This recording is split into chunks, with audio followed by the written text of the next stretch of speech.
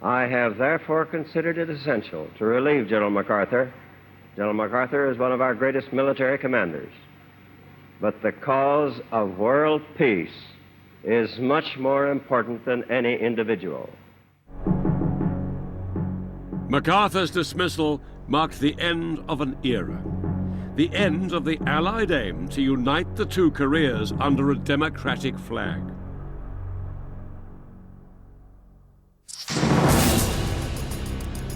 MacArthur's job went to General Matthew Ridgway, a man both liked and respected by his ground troops, and a man who accepted the idea of a divided Korea.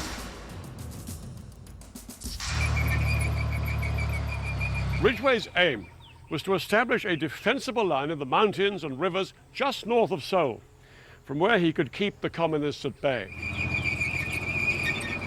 But the Chinese commander, Peng Dehuai, had an entirely different plan. He wanted to demolish the Allied forces and throw them out of Korea once and for all. Unknown to the mainly British and American soldiers who were starting to dig in, China's vast armies were preparing to launch a massive attack, their spring offensive.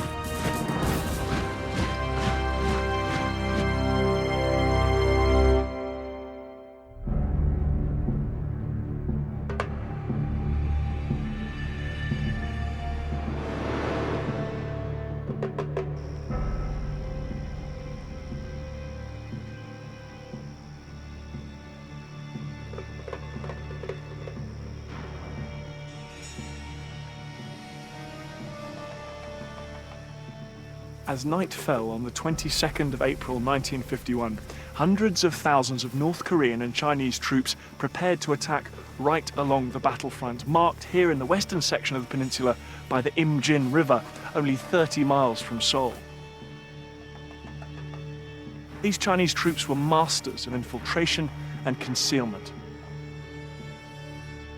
Morale was high. Confident of victory, the Chinese leaders told their men that they'd be celebrating May Day in the streets of Seoul. That night, the Chinese took their positions along the banks of the Imjin and lay in wait for the order to move.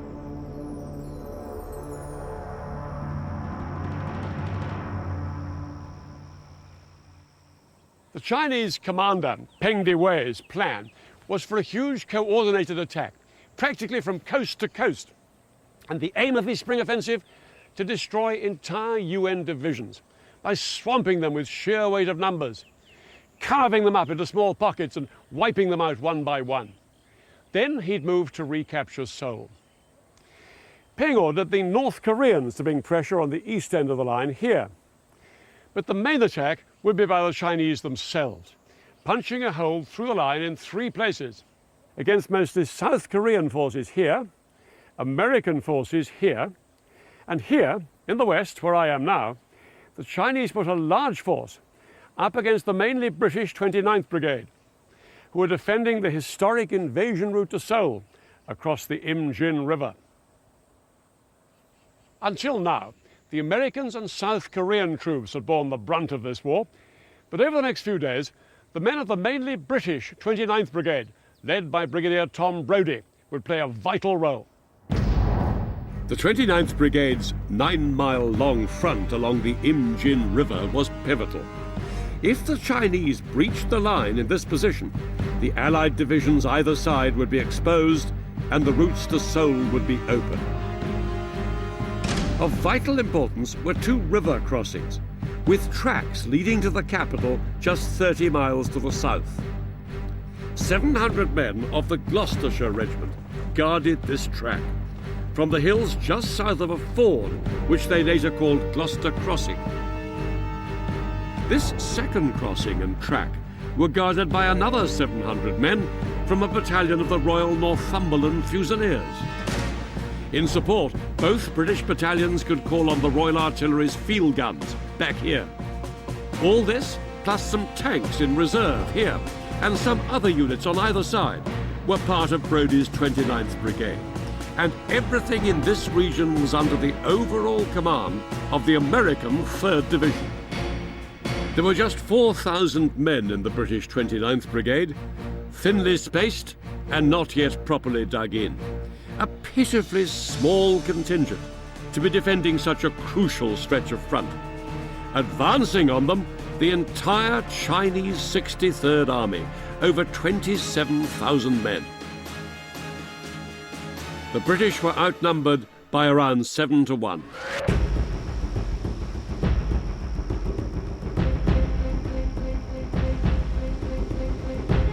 10 p.m. on the 22nd of April, the first Chinese troops started to wade across this shallow section of water here. But they were held back for nearly 2 hours by less than 16 men from a platoon of the Gloucesters firing from up here on the south bank. And then we saw the Chinese.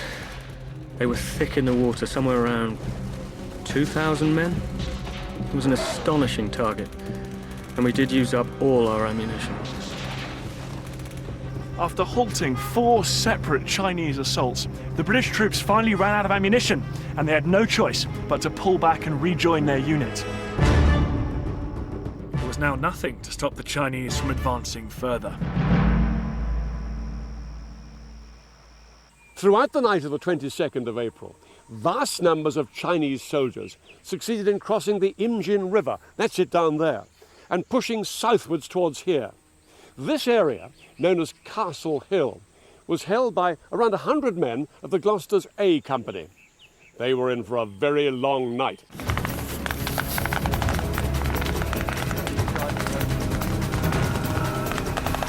For 6 hours, under bright moonlight and under the glare of parachute flares, A Company fought a ferocious close-quarters battle for control of this hill.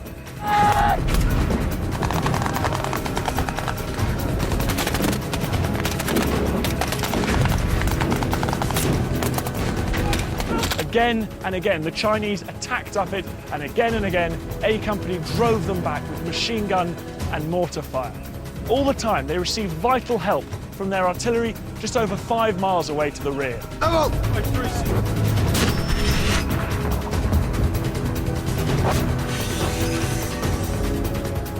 Shells rained down. In front of me, a whole squad was blown to pieces, and the bodies of dead and wounded scattered along the track. I did not wait to be killed. I ran beyond that barrage as fast as my legs would carry me.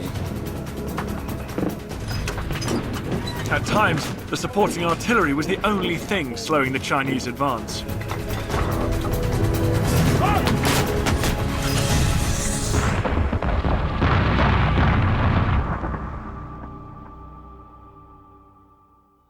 At first light on the 23rd of April, things were looking decidedly bleak for the whole 29th Brigade. In fact, it was looking grim right away along the whole Allied line. Some 30 miles over there to the east, a South Korean division collapsed under the Chinese pressure, and American and Commonwealth troops were desperately trying to plug the gap. It made it all the more vital that the British 29th Brigade held on here at all costs.